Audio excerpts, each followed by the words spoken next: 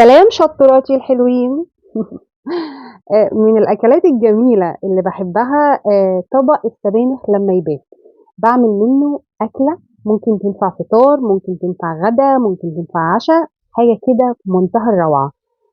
طبق سبانخ بايت عندِك مش هتغلبي لمّا تعمليه أكلة تانية بطعم تاني. طبعًا هنا السبانخ باحطها في طاسة وأغليها، أسيبها لمّا تتسبك كده وأي حاجة أي سوايل تروح منها، يعني الطماطم اللي فيها تتسبِّك أكتر، بعد ما تغلي بالشكل ده وتتسبِّك بابدأ أحُط البيض، طبعًا البيض على حسب عدد أفراد أسرتِك، يعني ممكن تحُطّي 2 ممكن تحُطّي 3 على حسب 4 على حسب عدد أفراد الأسرة، بعد كده باغطّيها وباسيبها، زي الشكشوكة بالضبط، بتبقى طعمها في منتهى الروعة، هي تعتبر زي الشكشوكة، يعني نفس المكونات بتاعة الشكشوكة، وبس الزيادة السبانخ. طبعًا السبانخ أنتم عارفين إن هي كلّها حديد وطعمها بيكون مش كتير بيحبّه، بس أنا باحبّه جدًا وفي ناس كتيرة بتحبّه جدًا. قولوا لي في التعليقات بتحبّوا السبانخ والّا لأ؟ أنا باحبّها بكل وصفاتها.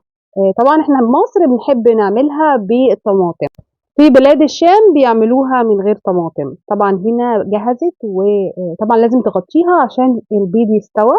زي الشكشوكة برضه، عايزة أقول لكم زي الشكشوكة.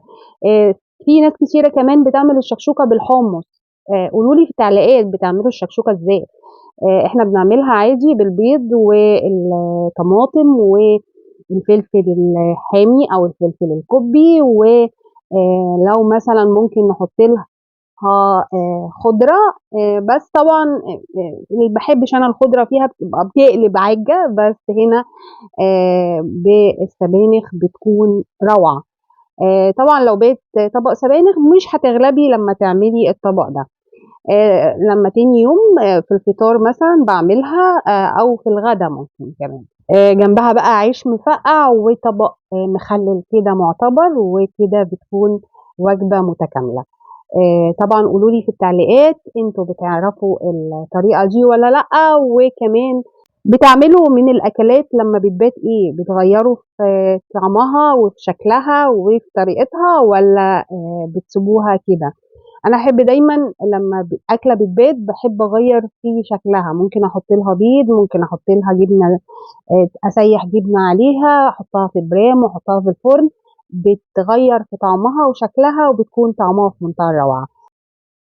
قولوا لي في التعليقات ليه سموها شكشوكة؟ تشِك تشِك. يا ريت تقولوا لي في التعليقات رأيكم لمّا تعملوها وتعجبكم، وكمان لايك ومشاركة مع أصحابكم عشان يستفيدوا. كانت معاكم مها القناوي، مع السلامة.